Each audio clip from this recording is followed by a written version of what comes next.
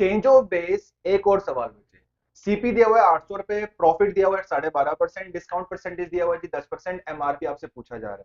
बच्चे अब ध्यान दो, कुछ परसेंटेज ऐसे हैं जिनके फ्रैक्शन आपको रटे होने चाहिए। 12.5% जो है इसका फ्रैक्शन होता है जी 1/8, और जो 10% है इसका फ्रैक्शन होता है 1/10।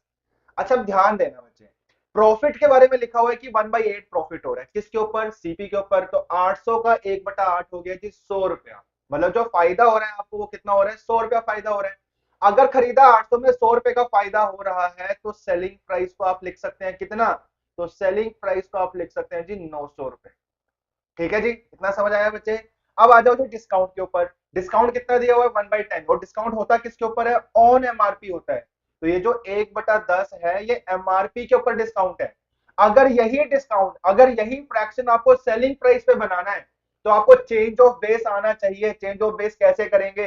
ये जो 1/10 है, जो 1/10, इसको रीड कैसे करेंगे? 10 अगर एमआरपी है तो 10 के ऊपर एक चीज छूट दी जा रही है।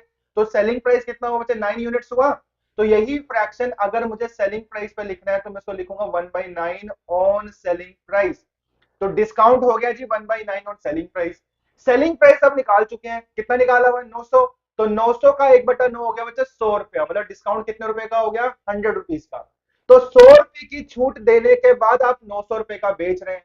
फिर से बचे, 100 रुपए की छूट देने के बाद आप 900 रुपए का बेच रहे हैं, तो एमआरपी कितना रहा होगा डिस्काउंट से पहले?